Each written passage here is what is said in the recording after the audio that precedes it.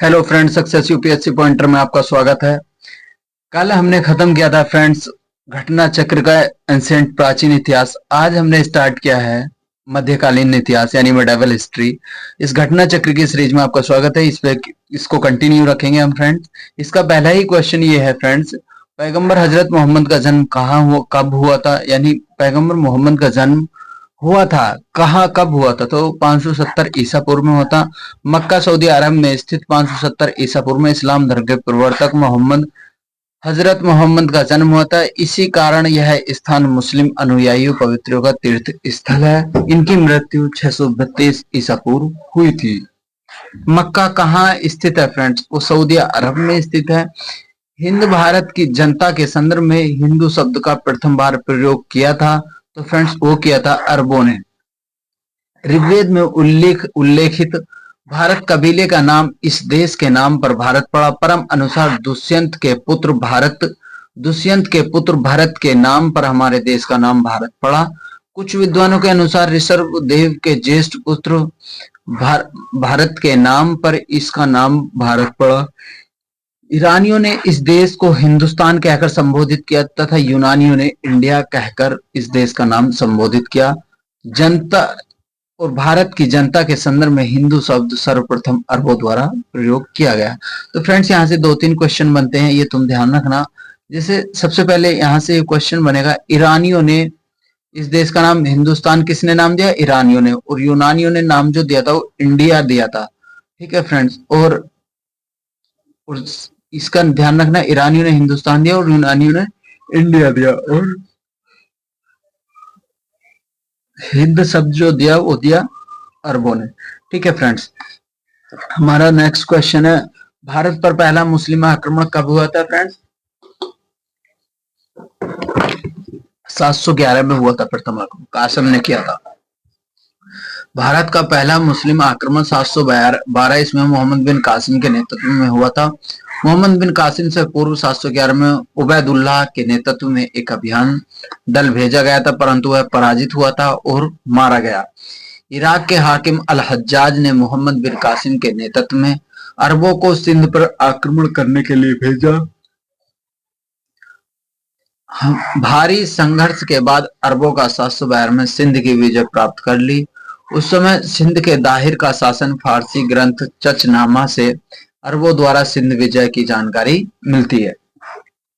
मोहम्मद बिन कासिम द्वारा सिंधी विजय कब हुई थी? मोहम्मद बिन कासिम की जो सिंध विजय हुई थी फ्रेंड्स वो 712 ईस्वी में हुई थी। भारत का प्रथम मुस्लिम आक्रमणकारी था मोहम्मद बिन कासिम। भारत का सर्वप्रथम मुस्लिम आक्रमणकारी थे तो वो अरब थे, याद रखना। भारत पर सर्वप्रथम अरबी आक्रमण मुसलमानों ने 636 से 636 ईस्वी पूर्व हुआ था। यह आक्रमण खलीफा उमर के समय में बंबई के निकट थाने पर हुआ था, परंतु यह आक्रमण असफल रहा था। भारत पर पहला आक्रमण सफल 712 में मोहम्मद बिन कासिम द्वारा किया गया था। खलीफा अल वाजिद के शासनकाल में यह आक्रमण हुआ था। कासिम के आक्रमण के समय सिंध के शासक दाहिर ने इसने सिंध तथा मुल्तान को जीता था। ठीक है फ्रेंड्स। नेक्स्ट क्वेश्चन हमारा, मोहम्मद बिन कासिम था एक अरबी था और चचनामा के अनुसार 6वीं और 7वीं की राजधानी क्या थी? तो फ्रेंड्स वो थी अरोड़, याद रखना। चचनामा के अनुसार 6वीं और 7वीं शताब्दी में सिंधु देश की राजधानी अरोड़ थी। और चचनामा सिंध के इतिहास में संबंधित एक पुस्तक। इस पुस्तक में चच राजवंश का इतिहास, अरबों को सिंध विजय का वर्णन किया गया था। इनमें से कौन गजनी राजवंश का संस्थापक था? तो इनमें से राजवंश था अलप्तगीन शासन था। गजनी राजवंश का वास्तविक संस्थापक अलप्तगीन था। गजनी वंश का अन्य नाम यामीन वंश भी था और अलप्तगीन शासक को अपनी राजधानी बनाया गया। इस समय उत्तर पश्चिम भारत हिंदू शाही राजवंश का राज्य था, जिसका विस्तार हिंदुकुश पर्वतमाला था। महमूद गजनवी ने भारत पर 17 बार आक्रमण किए, ये ठीक बात है। वह भारत का एक स्थायी मुस्लिम शासन की स्थापना करना चाहता था। ये गलत बात है फ्रेंड्स। वह भारत का, ये तो ठीक है स्थायी शासन, लेकिन वो ये नहीं चाहता था। क्वेश्चन नंबर आता है फ्रेंड्स 12। क्वेश्चन नंबर 12 क्या है? निम्न में से कौन चंदेल शासक महमूद गजनवी से पराजित नहीं हुआ था? तो फ्रेंड्स वो था विद्याधर। महमूद गजनवी ने चंदेल पर प्रथम आक्रमण 1019 से 1000 ईस्वी के बीच किया। इस समय चंदेल वंश का शासक विद्याधर था, जो अपने वंश का सर्वाधिक शक्तिशाली था। मुस्लिम स्रोतों से पता चलता है कि विद्याधर एक महमूद के बीच किसी नदी के किनारे भीषण युद्ध हुआ था, किंतु इसका कोई परिणाम नहीं निकला। इस युद्ध में विद्याधर ने एक सूझबूझ को परिचय देते हुए युद्ध स्थल न उपयुक्त होने के कारण रात्रि के अंधकार में अपनी सेना हटा ली और महमूद गजनवी भी लौट गया। ठीक है फ्रेंड्स। महमूद गजनवी का दरबारी इतिहासकार कौन था? तो फ्रेंड्स वो था उतबी, याद रखना। महमूद गजनवी शिक्षित एवं सभ्य था। वह विद्वानों एवं कलाकारों का सम्मान करता था। वह अपने समय में महान विद्वानों गजनी को एकत्रित किया था। उसका दरबारी इतिहासकार उतबी था। उसने किताब उल यामनी तथा तारीख ए यामनी नामक ग्रंथ लिखे थे। क्वेश्चन नंबर अब आता है 14 फ्रेंड्स। शहनामा के लेखक फरिश्ता किसके दरबार से संबंधित था? तो फ्रेंड्स इसमें से शहनामा से रिलेटेड जो है, ये त्रुटिपूर्ण क्वेश्चन है, ये तो दिख ही गया, क्योंकि शहनामा के लेखक फरिश्ता न होकर फिरदौसी था। ठीक है फ्रेंड्स, याद रखना। यह महमूद गजनवी के दरबार में प्रसिद्ध विद्वान था।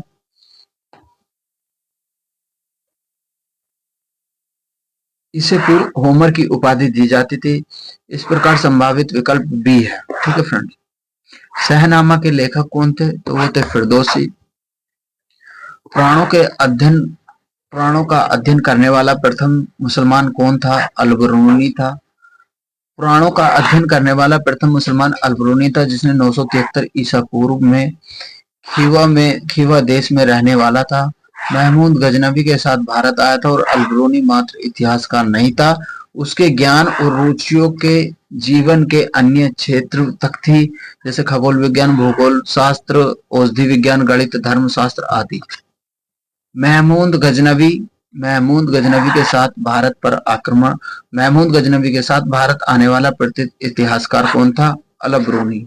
ठीक है फ्रेंड्स, याद रखना। अल-बरूनी भारत आया था, वो आया था फ्रेंड्स 11वीं शताब्दी में। ठीक है फ्रेंड्स। महमूद गजनवी के साथ भारत आने वाला मुस्लिम विद्वान कौन था? फ्रेंड्स अल-बरूनी था।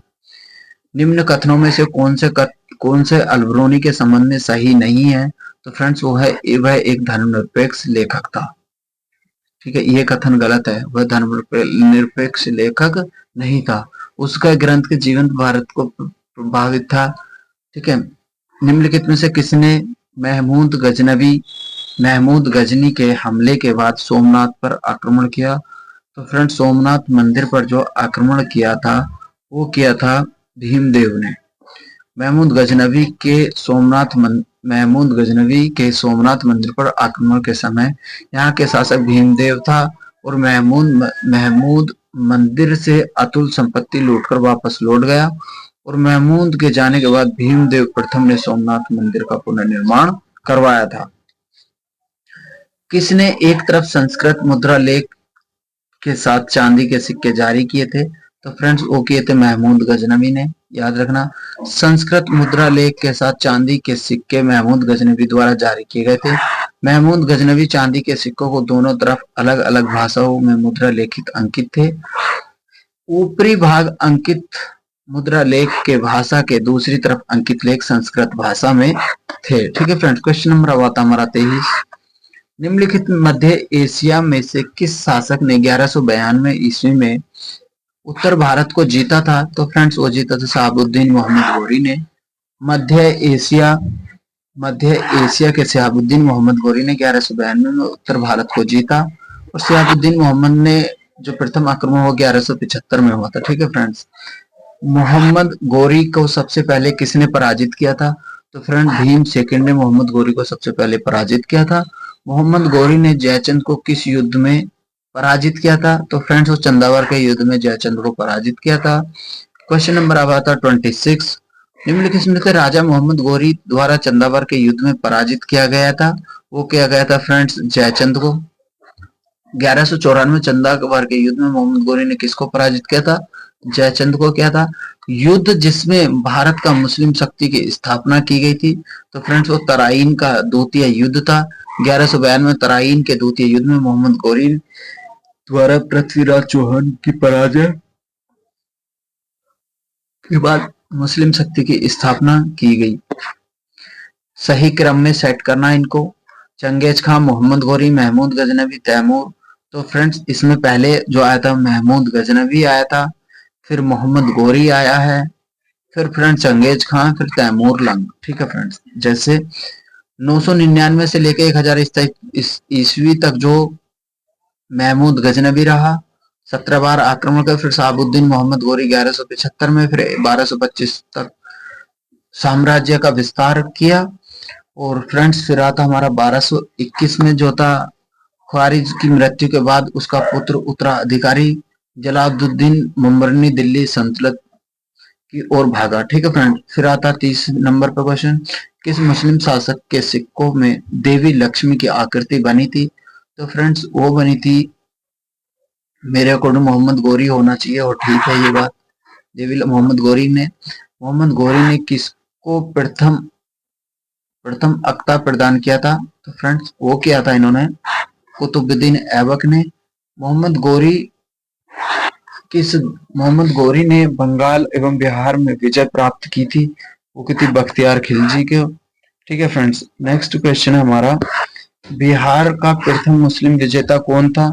बिहार का प्रथम बख्तियार खिलजी था। फ्रेंड्स नालंदा बिहार विध्वंस किसने किया था? वो किया था बख्तियार खिलजी ने। कथन बदिया और कारण दिया, भारत में तुर्की आक्रमण सफल हुए। भारत में राजनीतिक एकता नहीं थी। तो फ्रेंड्स इसका जो ये ठीक है, आक्रमण सफल भी होता और राजनीतिक एकता भी नहीं थी। ठीक है फ्रेंड्स, लास्ट क्वेश्चन क्या हमारा? लास्ट क्वेश्चन है ये, रेशम बुनकरों की श्रेणी की जानकारी किस शिलालेख से मिलती है? तो फ्रेंड्स वो मिलती है दसमपुर से। दसमपुर शिलालेख में कुमार गुप्त के इस लेख की जानकारी राज्य वधु वर्मा द्वारा मिलती है। इनमें से सूर्य मंदिर का निर्माण प्राप्त होता है। ठीक है फ्रेंड्स, और इसमें जो था पट्टावर श्रेणी में इंदौर के लेख एवं तौलिक श्रेणी मिलती है। ठीक है फ्रेंड्स, इसी में ये हुआ था मध्यकालीन इतिहास का पहला लेक्चर खत्म हुआ। फिर कल लेके आते हैं हम नेक्स्ट वीडियो में दिल्ली का सल्तनत काल। ठीक है friends, thank you so much friends, बने रहिएगा।